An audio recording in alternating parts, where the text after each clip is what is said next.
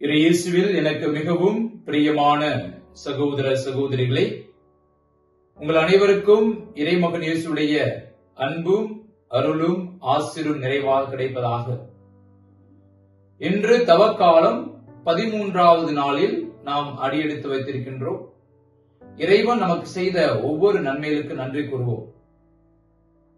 இன்றைய நாளில் இறை வார்த்தையும் எங்களுடைய சபையின் பாதுகாவலரான புனித பிரான்சிஸ்கு சலேசியாரும் நம்மை தொடர்ந்து இந்த ஆன்மீக பயணத்தில் அழைத்து சென்றார்கள்.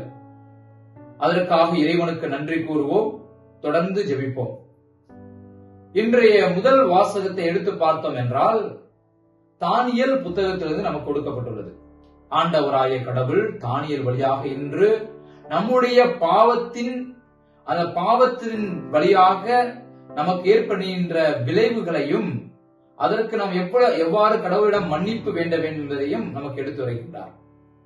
பார்த்தோம்னா, அன்னைக்கு மன்றாடி வேண்டி ஆண்டவராய கடவுளுக்கு முன்பாக முழங்கால் படியிட்டு நம்முடைய பாவத்திற்காக மக்கள் பரிகாரம், அதற்காக மன்னிப்பு வேண்டும் என்பதற்காக இந்த முதல் வாசகத்தில் நமக்கு கொடுக்கின்றார்.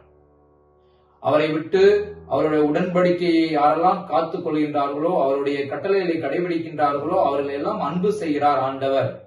யாரெல்லாம் அவருடைய உடன்படிக்கையும் கட்டளைகளையும் கடைபிடிக்கவில்லையோ அவர்களை வெறுக்கின்றார் அப்படின்னு சொல்லி இன்னைக்கு தானியேல் புத்தகத்தில் நாம் பார்க்கின்றோம். அவர்கள் கடவுள் கொடுத்த கட்டளைகள், அவர் செய்ய சொன்ன நீதி நேர்மைகள், அவற்றில் எதையும் அவர்கள் பொருள்படுத்தவில்லை, அவர்கள் ஏற்றுக்கொள்ளவில்லை, அவற்றின் எதிராக அவர்கள் நடந்தார்கள் என்பதை நாம் பார்க்கின்றோம். மேலும் அவர்கள் செய்த பாவம் துரோகம். அந்த துரோகத்தின் விளைவாக அருகிலோ தொலைவிலோ உள்ள நாடுகளுக்கோ ஊர்களுக்கோ விரட்டி அடிக்கப்பட்டார்கள், துரத்தப்பட்டார்கள் என்பதை இன்று எடுத்துரைக்கின்றார். துரோகம் பாவத்திலே மிகப்பெரிய பாவம் அப்படின்னு சொல்லிட்டு துரோகம், ஒருத்தருக்கு நம்ம செய்யற துரோகம் தான் மிகப்பெரிய பாவமாக பார்க்கின்றோம். நம்முடைய வாழ்க்கையில நம்ம சில நேரத்துல நிறைய பேருக்கு நம்ம நிறைய விதமா நம்ம துரோகம் செஞ்சிருக்கலாம். அதுக்குதான் சொல்றாரு, துரோகம் செய்யறதுக்குலாம் என்ன பனிஷ்மெண்ட்னா, ஒரு நாட்டில் அருகிலேயோ தொலையிலோ உள்ள ஊர்களுக்கு விரட்டி அடிக்கப்படுறோம். சொந்த தேசத்திலிருந்து வேற தேசத்துக்கு விரட்டி செல்லப்படுவார்கள் என்று சொல்றாரு. சோ பாவத்தின் விளைவு, துரோகத்தின் விளைவு, நம்முடைய சொந்த மண்ணிலிருந்து நம்ம வேற இடத்திற்கு விரட்டப்படுவோம், விரட்டி அடிக்கப்படுவோம் என்று தெளிவாக இன்றைய முதல் புத்தகத்தில் நமக்கு எடுத்துரைக்கின்றார். தானியேல் புத்தகத்தில் இன்றைய நற்செய்தி எடுத்து பார்த்தோம் என்றால், உங்கள் தந்தையாய கடவுள் இரக்கம் உள்ளவராக இருப்பது போல நீங்களும் இரக்கம் உள்ளவராக இருங்க.